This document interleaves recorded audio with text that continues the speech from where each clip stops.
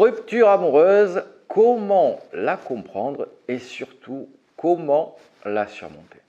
Alors, messieurs, dames, quand je vous ai en coaching, il y a une chose que vous oubliez souvent, c'est comprendre les causes de la séparation. Bien souvent, votre décharge, votre ex ne vous donnera pas toutes les clés.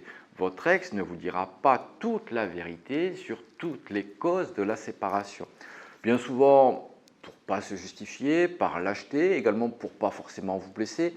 Vous savez, dire toutes les quatre vérités à une personne, ce n'est pas forcément intéressant, surtout lorsqu'on sait qu'on va blesser cette personne. Et également parce que des fois, il y a des choses qui sont inavouables.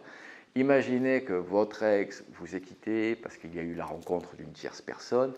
Il est clair que votre ex ne va pas vous dire j'ai un amant ou j'ai une maîtresse et je m'en vais pour celui-ci ou celle-ci. Votre ex va d'abord faire une séparation, attendre quelques jours, quelques semaines et puis se mettre en couple avec cette personne. Donc, ce que vous devez comprendre absolument, c'est les causes de la séparation, parce que bien souvent, l'erreur que vous faites, c'est que vous misez sur les sentiments. Ce que vous devez comprendre dans les causes de la séparation, c'est que on quitte toujours une personne parce qu'on n'est pas heureuse dans la relation. On n'est pas épanoui dans cette relation. Trop de bonheur, mais je te quitte, cela n'existe pas. Donc, vous devez mettre le point sur ce qui a empêché votre ex d'être épanoui dans cette relation.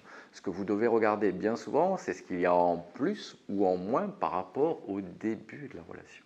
Bien souvent, ce qu'il y a en plus, ce sont les crises, les frictions, les disputes, les incompréhensions, un creuset émotionnel, on va dire un sentiment de solitude qui s'est créé dans le couple. En moins, généralement, c'est le rire, c'est la complicité, c'est les sorties, c'est le sexe, c'est l'épanouissement.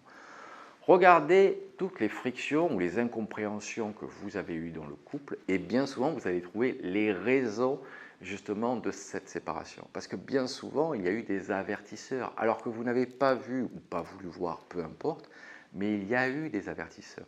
On ne se décide pas de se lever un mardi matin et de quitter son partenaire ou sa partenaire le mardi soir. C'est ce que j'appelle la rupture réelle et la rupture physique. La rupture physique, c'est l'annonce de la séparation. La rupture réelle, c'est à partir de quand la graine de la séparation a germé. Depuis quand vous sentez une pointe de détachement, une pointe d'incompréhension, de baisse de complicité. Et c'est là-dessus qu'il va falloir travailler parce que encore une fois, si vous ne comprenez pas les causes de la séparation, vous allez taper à côté. Et comme vous ne comprenez pas, vous misez sur les sentiments. Comme vous ne comprenez pas, vous devenez vecteur de stress en disant mais pourquoi, mais comment, mais je peux changer, etc. Et également, on se sépare par une incompatibilité de valeurs. Incompatibilité de valeurs, de besoins, d'envie, d'attente dans la relation. Il se peut que pendant 20 ans, et c'est souvent le cas que j'ai en coaching, vous avez été parfaitement en accord avec votre partenaire. Et votre partenaire désire autre chose. Souvent, l'exemple que je vous cite, c'est celui que j'ai le plus fréquemment en coaching, c'est dans le cadre, il y en a un qui est très bon dans le cadre de la parentalité et l'autre qui a envie de croquer la vie en pleine dents, qui aime bien la parentalité, mais qui ne veut pas être que parent, entre guillemets, qui a envie encore de sortir, de profiter, de faire des projets. Et bien souvent, il y en a un qui est un peu trop casanier, un peu trop plan-plan. Et donc, c'est là qu'il y a un distinguo dans les attentes, les envies, les besoins. Imaginez, je ne sais pas, que votre envie, c'est d'aller sur Toulouse et que moi, je vous propose mordicus d'aller sur Paris. Vous allez me dire non, James, j'ai envie d'aller sur Toulouse, pas sur Paris. Et donc, vous n'allez pas monter dans ma voiture, vous n'allez pas faire construire une relation avec moi parce que vos attentes sont complètement différentes. Donc, vraiment, c'est le premier travail à faire, c'est vraiment comprendre les causes de la séparation. Sans ça, vous allez forcément taper à côté. Et maintenant, voyons comment surmonter justement cette séparation, cette rupture amoureuse. La première chose que j'aimerais vous dire, c'est que cette rupture était vraiment inévitable. Votre couple était arrivé au bout. Vous pouvez avoir des regrets, des remords, finalement pour votre ex. Je ne dis pas forcément pour vous, puisque vous souhaitez continuer la relation. Mais pour votre ex, la relation est arrivée au bout. C'est pour ça que je vous le dis, ça fait peut-être mal, mais à l'annonce de la séparation, pour votre ex, ça va être comme une libération. Votre ex a rongé son frein pendant des semaines, peut-être des mois. Donc vous comprenez bien que là, votre ex va vouloir coquer la vie à pleines dents. Et c'est pour ça que si vous arrivez juste après la séparation avec vos projets de reconquête, d'envie de compréhension, etc., votre ex va fuir tout ça puisque votre ex n'est plus là-dedans. Votre ex ne veut plus sauver son couple, Votre ex veut être heureux maintenant. Et c'est pour ça qu'il faut redevenir une opportunité pour votre ex. Cette rupture était inévitable. Ça, vous devez vous le mettre dans la tête. Cependant, ce n'est pas parce que c'était inévitable que ça ne peut pas être une opportunité pour vous. Une opportunité de voir les manquements dans la relation, pour voir si effectivement les griefs de votre ex sont justifiés ou pas justifiés. Est-ce que votre ex, finalement, correspond toujours à vos attentes, vos besoins, vos envies, etc. C'est le bon moyen de se poser les bonnes questions, se remettre en question, reprendre sa vie en main, se refixer des objectifs.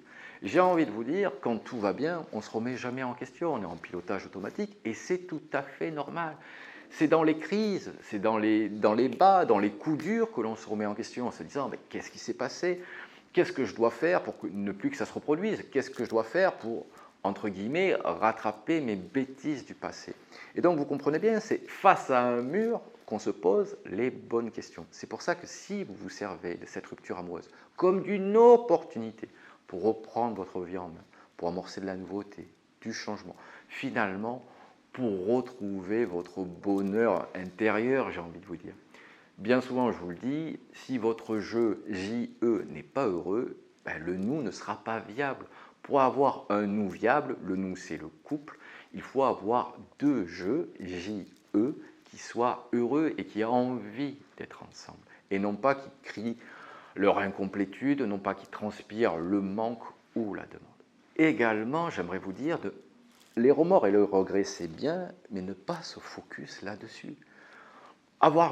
Tout le monde déconne dans la vie. Et je peux vous dire un secret, moi aussi, dans mes relations amoureuses, j'ai parfois déconné, j'ai pas été très bien, et c'est pas grave. Et en plus, c'est mon métier. Donc imaginez-vous, si ce n'est pas votre métier, c'est tout à fait normal. Des fois, on est en énergie basse, des fois, on est contrarié, des fois, on est fatigué. Bref, tout un tas de raisons. La vie va faire qu'on n'est pas en économie fermée dans un couple. Ben, la vie va venir fracasser avec les problèmes éducatifs, les problèmes de santé, des problèmes familiaux, des problèmes professionnels, des problèmes financiers. Tout ça va venir aussi fracasser votre couple. Et donc, il est tout à fait normal que vous ayez eu des torts dans la relation. Donc, au lieu de vous focus sur les remords et les regrets, au contraire, faites un focus sur ce que vous pouvez améliorer, ce que vous pouvez changer. Encore une fois, c'est une opportunité, c'est super challengeant. Imaginez, je ne sais pas, votre ex vous est quitté, une des raisons, c'est votre jalousie excessive. Ne me dites pas que vous êtes heureux dans cette jalousie excessive. Donc là, vous avez une opportunité, c'est vous dire, c'est pas en plus généralement ce qu'on vous reproche. Dans 95% des cas, ce n'est pas la première fois qu'on vous le reproche. Donc là, vous avez l'opportunité de vous dire, ça fait 2-3 fois qu'on me le dit, c'est peut-être l'occasion de travailler dessus et justement de soigner ou d'amoindrir. Dans mon exemple, c'était la jalousie excessive, mais mettez entre guillemets les défauts que vous reprochez votre ex. Et enfin, j'aimerais conclure cette vidéo sur l'abondance et le mythe de l'âme sœur unique. Alors, bien souvent, lorsque vous me dites c'est l'homme ou la femme de ma vie, alors c'est très mignon et je l'ai déjà dit, donc il n'y a pas de souci. Ce que vous devez comprendre, c'est que vous n'avez pas une seule et unique âme sœur unique. En plus, regardez la supercherie, on est, je crois, 7 milliards sur Terre, votre âme sœur unique, elle serait à côté de chez vous, vous aurez une relation avec vous, et puis serait partie. J'ai envie de vous dire, si c'est votre âme sœur unique, vous inquiétez pas, vous n'avez rien besoin de faire, cette personne va revenir. Non, il faut que vous remettiez en état d'abondance, parce que bien souvent, vous mettez votre ex sur un piédestal. Votre ex a beaucoup de qualités, et j'en suis persuadé, sinon vous ne chercherez pas à le ou la récupérer. Mais votre ex a également des défauts. Il faut regarder l'autre d'égal à égal. Parce que si vous considérez l'autre, si vous mettez l'autre sur un piédestal, forcément, l'autre va considérer que vous n'êtes pas une opportunité pour lui ou pour elle. Sinon, vous ne mettriez pas cette personne sur un piédestal. On peut être bienveillant, on peut être gentil, mais c'est là, lorsque vous devenez un peu trop needy, trop gentil ou trop gentil, que forcément votre reconquête ne peut pas aboutir. Bien souvent, je vous dis de vous remettre sur le marché de la séduction. Faites en fonction de vos valeurs. Je ne vous dis pas d'aller rencontrer toutes les personnes, échanger, communiquer. Vous pouvez sortir avec vos amis, mais remettez-vous sur le marché de la séduction parce que ça va booster votre estime de vous, ça va booster votre confiance en vous, et puis ça va vous remettre un petit peu, entre guillemets, dans la séduction, être joueur, fun. Et si vous l'êtes avec d'autres personnes, il va être beaucoup plus facile de l'être avec votre ex. Donc je compte sur vous, messieurs, dames, vraiment pour accepter, comprendre et surmonter cette séparation si vous souhaitez récupérer votre ex. Si vous avez besoin, n'hésitez pas à prendre une séance coaching, je vous ai mis le lien dans la description. Abonnez-vous à ma chaîne pour recevoir toutes mes vidéos. Mettez le petit pouce en l'air qui fait toujours plaisir. Et je vous dis à très bientôt avec James Lee.